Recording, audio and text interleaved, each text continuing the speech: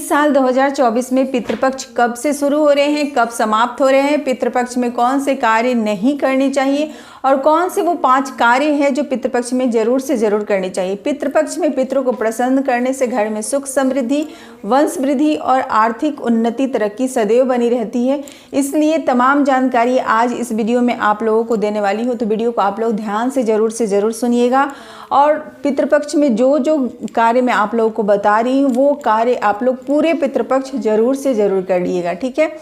नमस्ते, कैसे हैं आप सब। मैं आशा करती हूँ आप लोग बहुत ही अच्छे होंगे। मैं मोनी आप सबका मेरे चैनल मोनी का संसार में स्वागत करती हूँ। तो देखिए दोस्तों, पितृपक्ष की शुरुआत भाद्रपद मास की पूर्णिमा तिथि से शुरू होती है और इसकी समाप्ति होती है आश्विन मास के कृष्ण पक्ष की अमावस्या तिथि को, ठीक है। पूरे 15 दिनों का पितृपक्ष होता है। पितृपक्ष के दौरान पितरों को प्रसन्न करने से आपके जीवन में आ रही सारी समस्याएं दूर हो जाती है। किसी कारणवश अगर आपकी आर्थिक उन्नति तरक्की रुकी हुई है तो पितृपक्ष के दौरान पितरों को प्रसन्न करने से सारी समस्याएं दूर हो जाते हैं और आपके घर में सुख समृद्धि सदैव बनी रहती है।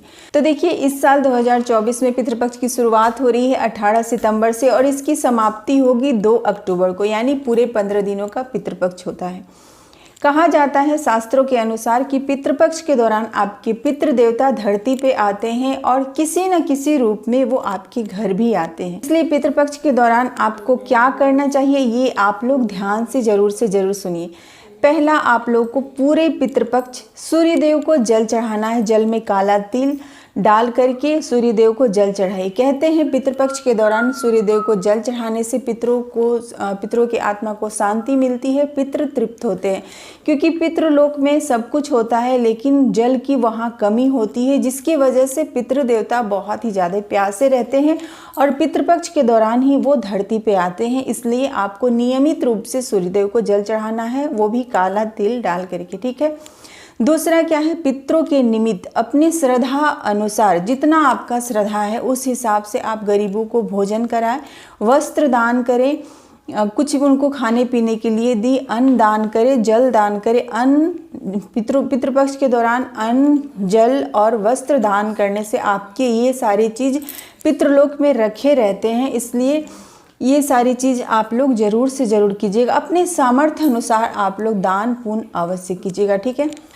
तीसरा, पितृपक्ष के दौरान ये 3 जानवर गाय, कुत्ता और कौवा, इन तीनों में पितृदेवता का वास होता है, इसलिए इन तीनों को भोजन अवश्य कराना चाहिए। तो क्या करना है, जब भी आप पितृपक्ष के दौरान खाना बनाएं तो अच्छे से साफ सफाई करके ही आप खाना बनाएं। और जितने टाइम आप खाना बनाते हैं ना उतने टाइम आपको 3 जगह खाना निकालना है। पहला कौवा के लिए, दूसरा कुत्ता के लिए और तीसरा गाय के लिए। और पूरे पितृपक्ष इन 3 जानवरों को आपको खाना जरूर से जरूर खिलाना चाहिए। तो ये आप लोग जरूर से जरूर कीजिएगा, ठीक है। चौथा क्या है, पूरे पितृपक्ष आप लोग दक्षिण दिशा की तरफ पितरों के निमित्त एक सरसों तेल का दीपक शाम के समय अवश्य जलाइए। क्योंकि दक्षिण दिशा जो होता है वो पितरों का ही होता है, क्योंकि दक्षिण का जो दिशा होता है यम का दिशा होता है और दक्षिण दिशा की तरफ दीपक जलाने से पितृदेव बहुत ही ज़्यादा प्रसन्न होते हैं। चौथा क्या है, पूरे पितृपक्ष आप लोग ना अपने बड़े बुजुर्गों का अपमान नहीं कीजिएगा, पितरों के लिए भला बुरा मत बोलिएगा और अपने घर में लड़ाई झगड़ा कलेश वगैरह ये सब बिल्कुल भी मत कीजिएगा। क्योंकि पितृपक्ष के दौरान अगर पितृ ये सारी चीज़ें देखते हैं तो उनके आत्मा को बहुत ही ज़्यादा तकलीफ होती है और अगर पितृपक्ष के दौरान पितृ नाराज हो जाते हैं तो फिर आपके घर की आर्थिक उन्नति तरक्की पे इसका बहुत ही बुरा असर पड़ता है। तो ये आप लोग भूल के भी मत कीजिएगा। 5वां क्या है, जब भी आप लोग रात में सोने जाते हैं ना तो पितरों का आशीर्वाद आप लोग जरूर से ज़रूर लीजिएगा। दक्षिण दिशा की तरफ मुख करके पितरों का आशीर्वाद लीजिएगा और 1 लोटा जल या फिर 1 गिलास जल भर के अपनी रसोई घर में अवश्य रखिएगा। क्योंकि पितृपक्ष के दौरान पितृ किसी न किसी रूप में आपके घर में आते हैं जल ग्रहण करने के लिए। तो ये 5 कार्य आप लोग याद से कीजिएगा, ठीक है। अब चलिए जान लेते हैं कि वो कौन से कार्य हैं जो पितृपक्ष के दौरान आप लोगों को भूल के भी नहीं करना चाहिए। तो पहला क्या है, पितृपक्ष के दौरान किसी भी गरीब, लाचार या फिर जो भी नीडी पर्सन है उनका अपमान ना करें, उनका दिल ना दुखाए, उन्हें तकलीफ ना दे, ठीक है। दूसरा, 3 जानवर गाय, कौवा और कुत्ता, इन 3 जानवरों को भूल के भी आप लोगों को पूरे पितृपक्ष परेशान नहीं करना चाहिए। तीसरा क्या है, पूरे पितृपक्ष आप लोग अपने बड़े बुजुर्गों का अपमान भूल के भी नहीं कीजिएगा। चौथा क्या है, पूरे पितृपक्ष आप लोग कोई भी नया सामान नहीं खरीदिएगा, जैसे कि सुहाग की तो खैर कोई चीज़ आप लोगों को पूरे पितृपक्ष खरीदना भी नहीं चाहिए, और नया सामान जैसे कि झाड़ू नहीं खरीदना, श्रृंगार वाली चीज़ें नहीं खरीदनी है, कोई भी आभूषण वगैरह कोई भी मतलब नया चीज़ आप लोगों को भूल के भी नहीं खरीदना चाहिए। छोटे छोटे बातों का बिल्कुल भी ख्याल रखिएगा। और देखिए, पितृपक्ष के दौरान कोई भी नया कार्य नहीं करना चाहिए, तो आप लोग कोई भी गाड़ी वगैरह मत खरीदिएगा, कोई भी नया कार्य जैसे कि गृह प्रवेश वगैरह, मतलब कुल मिला के पितृपक्ष के दौरान कोई भी नई चीज़ें हमें नहीं खरीदनी होती है, ना ही तो कोई नई चीज़ें हमें करनी होती है।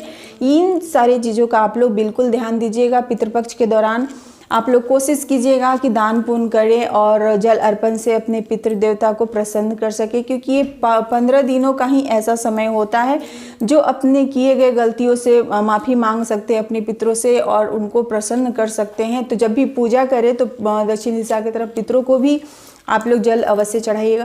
तो कुछ छोटी छोटी सी बातें हैं जो पूरे पितृपक्ष आप लोगों को ध्यान जरूर से ज़रूर रखना चाहिए। तो मैंने अपनी तरफ से पूरी कोशिश की इस वीडियो में पितृपक्ष के बारे में बताने के लिए। फिर भी अगर आप लोगों के मन में कोई सवाल है तो ज़रूर से ज़रूर पूछिए, और आप लोग अपना ख्याल रखिएगा, हंसते रहिएगा, मुस्कुराते रहिए। पितृपक्ष में पितृदेवता आप सबके जीवन में सुख शांति समृद्धि सदैव बनाए रखे। और ये पितृपक्ष 4 ऐसी राशियां हैं जिनके लिए कि इस बार का पितृपक्ष बहुत ही ज़्यादा शुभ होने वाला है। तो वो कौन से 4 राशि है, इसके बारे में अगर आप लोग जानना चाहते हैं तो कमेंट करके ज़रूर बताइएगा।